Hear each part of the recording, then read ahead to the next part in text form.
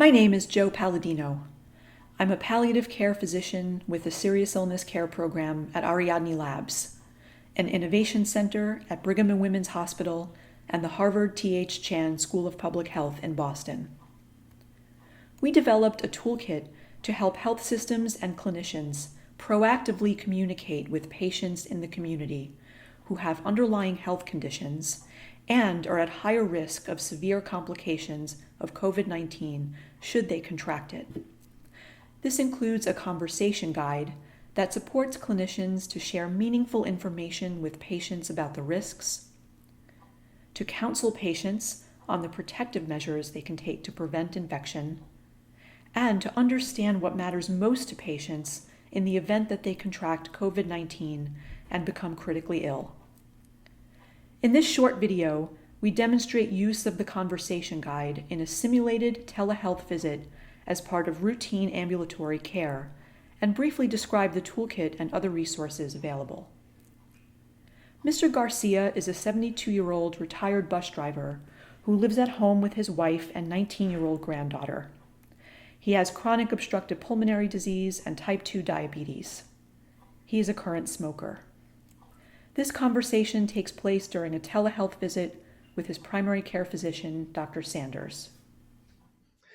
Mr. Garcia, it's really good to see you. I'm really glad that we had a chance to catch up today for this visit and talk about your medications and see how you're doing. I know it's strange on this, in this new way, but it's great to see you. Yeah, and it works. It's good to know that we have something like this now. Turns out it works. Yeah. I would love if we could spend just a few more minutes together. This is a difficult and scary time with the coronavirus, as I think we're all feeling. I'm hoping we can talk about what's important to you so that we can provide you with the best care possible in this time. Is that okay? Sure, yeah. Okay. What do you understand about how the coronavirus could affect your health? Well, I understand that in people my age and older, it can be pretty severe. So that's the thing that I hear the most. Okay. And what are you currently doing to protect yourself from getting the virus? Only going out when necessary. Okay. Going to the supermarket, the pharmacy if I need to pick something up. And we'll go out around the neighborhood here if there's a sunny day, but we'll keep our distance from people if we bump into anybody when we see them on the street. Good. It sounds like you're taking the social distancing really seriously, which I'm really glad about. How about your granddaughter? She lives with you and I think is 19, is that right? Yeah. How is that going? Yeah, well, she is still a teenager, so it's kind of rough for her, but I think she's at the point where she understands how serious this is. She's really getting it. Good. I'm glad to hear that. Yeah. May I share with you my understanding of how the coronavirus could affect your health? Sure. Okay. Most people who get the coronavirus get better on their own. Okay. However, people who are older or have health problems like yours can get very sick and may not survive. The treatments that we use to try to help people live, like breathing machines, may not work. And if they do work, recovery from the illness is uncertain. I, are you saying this applies to me? It sounds like it's kind of surprising to hear that it might. Yeah, it is surprising. I mean, do you think I'm going to catch it? Well, we really hope you do not get the virus, first and foremost. But it's important to prepare in case you do. Yeah. Given your lung disease and your diabetes, I'd like to think together about what would be most important to you if you became very sick and couldn't speak for yourself. Okay. What would be most important for your healthcare providers, like me or your loved ones, to know if you became very sick and couldn't speak for yourself? Well, I would not want to suffer. Okay. I do not want to suffer unnecessarily. I don't see any need to do that. What does suffering look like for you? What do you have in mind? Um, my dad,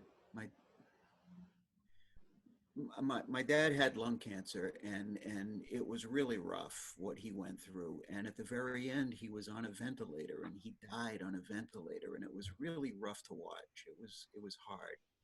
I'm so sorry to hear that. With all that's going on, what are you most worried about? My wife having to deal with everything if I'm gone. The house, the finances, all of this, all the things that we have to do day to day. I mean, I do some of it, she does some of it, but she'd have to do everything. There'd be all of this stuff that she'd suddenly be responsible for. That's tough. Yeah, I mean, it sounds really overwhelming to think about. Yeah. What abilities are so important to you in your life that you can't imagine living without them? Well, just the ability to move around oddly right now at this point in Right. time. Yeah. But I mean, like just being able to walk around the neighborhood, like I said, we do, or going up and down the stairs. We got a 2-level house here, so Yeah. uh, I'd miss that. My family, being with my family, sitting around watching TV together, playing board games, listening to music, all that stuff. It sounds like small stuff, but it means a lot. It Yeah, really it's does. important. It's important. Um, if we think that they may not help or may cause suffering, some people make decisions to avoid treatments like breathing machines or CPR if they get sick, really sick.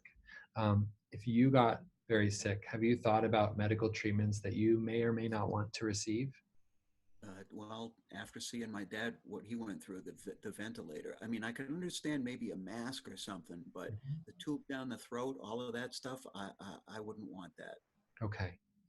Yeah, I hear you saying it sounds like a lot. Yeah. Um, how much do your loved ones know about your priorities and your wishes?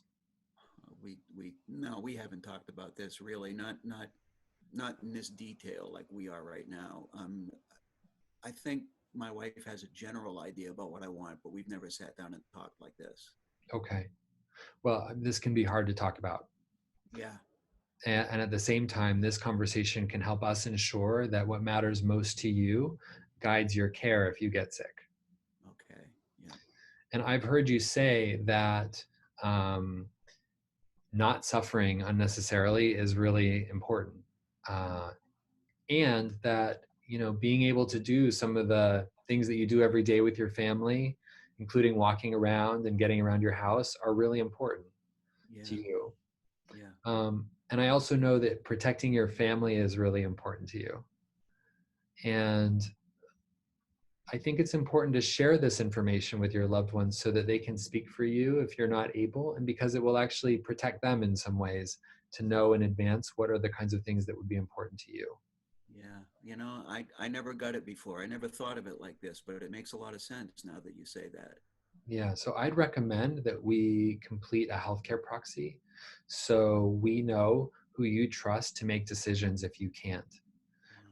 Okay. Okay, do you have a sense of who that what might be at the top of your, who's a Yeah, good name for absolutely. that? Yeah, my wife, Your wife. absolutely. Yeah. Okay, that's really good for me to know, Yeah. now. I'd like to send you some resources by mail to think a little bit more about this so that you can prepare even further for some of this. I think it's just a really good idea, um, if that's okay. Yeah, definitely. Yep. Okay. This is a really uncertain time for all of us. And, we will do everything we can to help you and your family through this. Okay. I Okay. appreciate it. Yeah. And so what I'm going to do next is have someone from my office reach out to you to, one, send you some resources like we talked about, Yep. and two, to schedule another appointment, a follow-up appointment. And I don't know if it's going to be like this, virtually, or if we'll be in person again, Yeah. but whatever way comes, it'll be good to see you. And in the meantime, I hope you take care. Okay. Oh, yep. You too. Thank Let you me so know if much. you need anything. All right. I will. Okay. Take care. The Serious Illness Care Program's COVID-19 Response Toolkit contains the following materials to support you in having these conversations in your practice: the conversation guide and a one-pager with additional context and description, the video demonstration that you just saw, a tip sheet on telehealth communication, a recommendation aid using the WISH framework, and a care planning tool that you can complete with site-specific resources. Additional resources are in development. These websites take you to COVID-19 resources for the Serious Illness Care Program at Ariadne Labs, Vital Talk, and the Center to Advance Palliative Care, as well as resources from the CDC and ACP decisions for patients and families about the coronavirus and how to protect themselves and others. This is a difficult and uncertain time. You are in our thoughts, and we hope you and your loved ones stay safe and well. Thank you.